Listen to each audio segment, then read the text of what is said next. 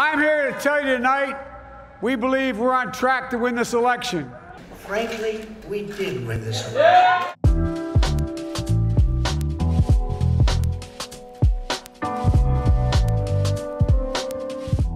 On est dans une situation qu'on redoutait d'ailleurs, c'est-à-dire un résultat manifestement serré. Il n'y a pas une affirmation large d'un côté ou de l'autre. Les sondages prédisaient une vague bleue, elle n'a pas eu lieu. Et on a donc un résultat tellement serré que Donald Trump est en train de mettre en pratique la stratégie qu'il avait annoncée à de nombreuses reprises, c'est-à-dire de contester dans ses modalités et dans son principe même, le poids du vote par correspondance. Or, plus de 100 millions d'Américains avaient voté avant mardi, c'est-à-dire soit par le vote par anticipation, dans des cabines, en mettant leur bulletin de vote dans une urne, soit justement par correspondance. C'est énorme, c'est un chiffre qu'on n'a jamais vu dans l'histoire des élections américaines. Les électeurs qui votent par correspondance sont majoritairement et de manière sensible des électeurs démocrates. Donc, depuis le départ, dans la stratégie de Donald Trump, il y avait plusieurs cas de figure, mais en cas de résultat serré, eh bien, cette contestation du vote par correspondance, je vous le répète, dans ses modalités, était une des stratégies prioritaires pour le camp républicain. Il est sur cette ligne, prêt à aller, a-t-il dit cette nuit, jusqu'à la Cour suprême, et en disant on a gagné. Alors, c'est très intéressant cette nuit, parce qu'on a vu Joe Biden intervenir en premier,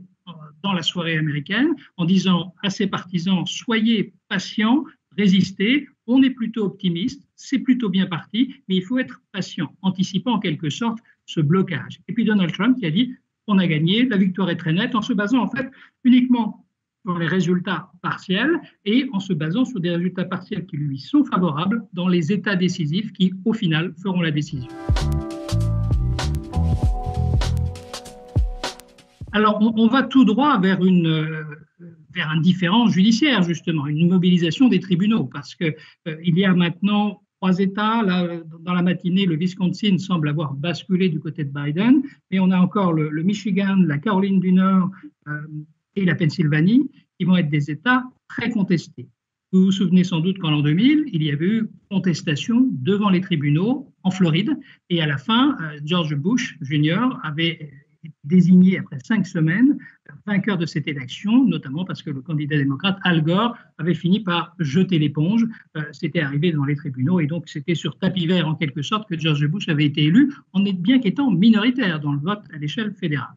On se retrouve dans un scénario qui y ressemble avec des différences, puisque là, ça pourrait être 2 voire 3 États où la contestation serait très forte. En fait, il n'y a pas énormément de fraude aux États-Unis, mais il y a un système d'une grande complexité. Et pour les avocats, c'est du pain béni, puisqu'ils trouvent 1000 plis et replis dans ce système pour intenter des actions devant les tribunaux. C'est ce à quoi on va très probablement assister dans les prochaines heures, à la fois au niveau des États, donc probablement en Pennsylvanie, en Caroline du Nord ou dans le Michigan. Il est très probable que les avocats Donald Trump mobilisent par le biais de leur relais les gouverneurs républicains de ces États ou les cours, les juges de ces États dont des recours, et Donald Trump l'a dit explicitement cette nuit, n'exclut pas d'aller directement devant la Cour suprême. Pour y aller directement et non pas indirectement, il faudrait qu'il trouve un biais pour plaider devant la Cour suprême le fait de ne pas compter un certain nombre de votes par correspondance.